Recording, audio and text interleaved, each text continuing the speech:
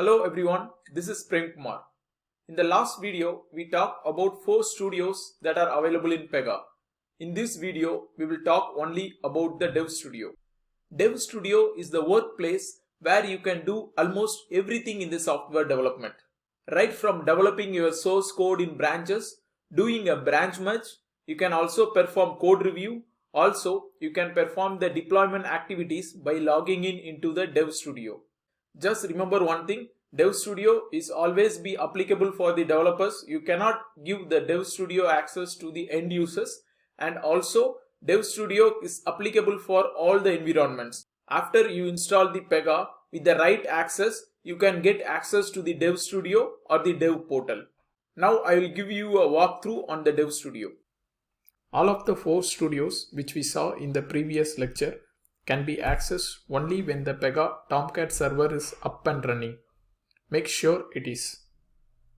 Use the Pega application URL localhost 8080/prweb to access your Pega web application. This is the default login screen that Pega provides. Still, I didn't create any account in the Pega application, so I'm going to use the administrator credentials to log in. So it's administrator@pega.com and then install. What you see here is the Dev Studio.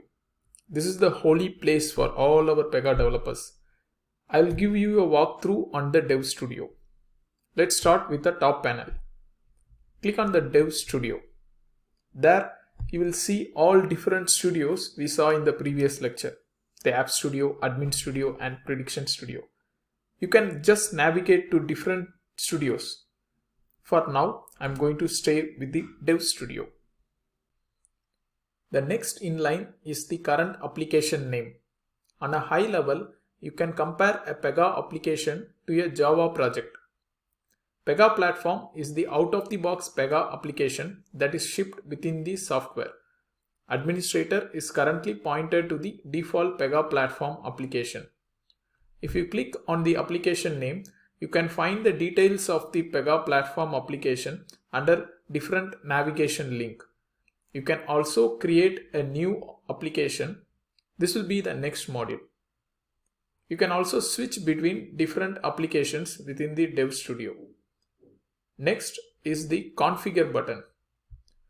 Under Configuration, you will find vast list of configurations divided under different categories. I would like to go each one of them in detail, but I'm not going to, considering the course length. I will walk you through some common configurations which we use day to day in the development life. Under Application category, navigate to the Quality and then to the Dashboard. For now, the metrics may not be interesting because I didn't create any new application. And this is showing the matrix only for the Pega platform application. Moving back to the navigation, application, quality, and there you have the Guardrails navigation where you can find the compliance score and warning details of your application. To talk about Pega Guardrail warning, Pega software inbuilt has a lot of checks to identify the code that violates the guardrail. In such cases, it adds the warning within the code module. Compliance score of your development is based on number of warnings generated during the development. Lower the warning, higher the compliance score. Let's check the other aspects of the quality. There you can also find the test coverage reports as well as the automation testing. So Pega inbuilt supports features to perform the unit testing and scenario-based testing. We have a separate module on these topics. Next, we will move to the development. Under development, you will have different landing pages that reports on the recent development actions. Here, under recent actions, you can find the work committed by the developers. I frequently visit this page when I want to look into the recent development changes or to find the Pega code that gets auto-generated when you use any type of wizard. Next is distribution. Under distribution, you have different options to package your application or the developed code, and then you can deploy it to different environments. Again, deployment is part of a separate module. Under case management, you will find work and case related configurations and landing pages that report on certain data. We use processes flow error often to identify the flow problem, a certain category of code in Pega. Decision category is mostly dedicated to the decision engine configuration. Under data model, you can find how the data is organized and mapped. For example, in a loan processing application, you can find how the loan number is configured and stored per customer. Mobile category, Pega does support mobility. Nothing more I'm going to say about it. Reporting category. You can configure schedule reports that can run as a background job. Again, a separate lecture on this, but reporting configurations can be done under here. Integrations category. This is one of the most important configuration navigation. If you ask anyone what is a tough topic in Pega development, most will call out integration. Pega has a rich set of wizards to make the integration easy to configure.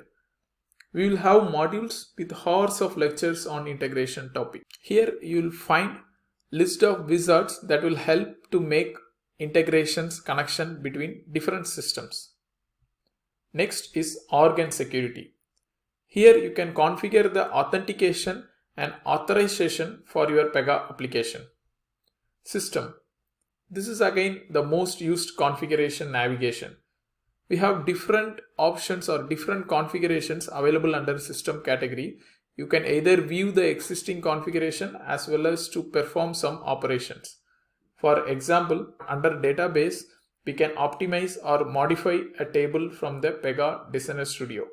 We can also refactor our code which we developed in the development phase. We can access the log files via the operation logs. User interface. Under UI category, you will find configurations to set up localization for your application. So what is localization in Pega terms? Say for example, you are building a loan application for the Dutch client and the end users want the application to be in Dutch language. Localization wizard process helps in achieving it. It can translate your website into the native language. You can also find rich set of UI gallery items. Using launch portal, you can launch to different available portals. Portals here refer to the portal or screens which end users access. So in development environment, when we develop some code, we can launch the portal to check if our code is working as expected in the end users portal. We will see detail in a separate lecture. For now, launch the case manager portal. This is a sample user portal that is shipped within the package. You will find sample dashboards and screens for the end user. Going back to the Dev Studio, next is the create navigation, from which we can start creating Pega code. Not only Pega code, but you can also create new case types and test your case types from the Dev Studio. I want to make an announcement here. In Pega development terminology, we refer code as rules. So going forward, I'll be using the word rules as more often. Every rule has a name and you can do exact match or a content search using the search box. Help links helps us to navigate to different Pega websites. You can check on this link and from here you can go to check what's new features available within Pega. You can also switch to Pega community from here. API landing pages. They provide a Swagger page for Pega API and also the Java documentation for Engine API. So we completed the top panel. Now let's go to the bottom panel. With the recent releases, Pega did a lot of integrations, and one such integration is to integrate with the different project management tools. Different project management tools can be Jira, ServiceNow, etc. Agile Workbench helps in facilitating the integration so our development can be rightly monitored and audited using a project management tool in a more automated way. So you can click on this to launch the wizard for that. Currently, I didn't integrate with any different project management tools, so you just don't see any details. But from here you can also check the stories, bugs and feedbacks that have been created or integrated with different systems. In addition to Pega unit testing, Pega also provides scenario testing option where you can capture the UI screens and automate test. It looks like more like a Selenium based automation testing. In the bottom right block, you will find number of tools that can help in debugging. Using Tracer and Clipboard, you can almost pinpoint any of the issues that happen in development or in the production as well. Again, I will cut it short since a separate post is waiting for this topic. We also have some tools to check the performance of the application. Let's turn our focus into the left panel and start from bottom. Favorites. You can mark the rule or code as your favorite, so it will be tagged and it can be accessed easily without searching. Same like bookmarks which you make in a browser. Currently, I didn't have any rules as my favorite. Records Explorer. This is where you will find all the rules categorized. The category name itself will explain the rules usage. Throughout this course, we will explore all the major rules which we will use daily in our development work. Let's expand the record type activity. It is part of technical category. So click on the activity.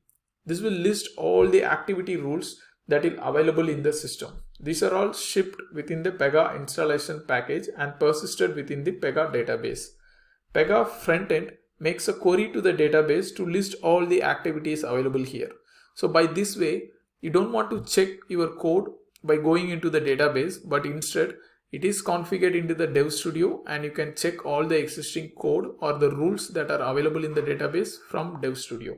You also have other three options. App Explorer, where you can look into your class structure of your application, and data types will give an overview of your data objects. Currently, I don't have any data types. Similarly for case type, that helps to define the life cycle of your case. And from here, you can do an exploration on the available case types, available data types, and the app structure of your current application. So we are end of this Dev Studio walkthrough here. Hope you are now clear with the different navigations available in a Dev Studio. In the next lecture, we will talk about App Studio. See you there.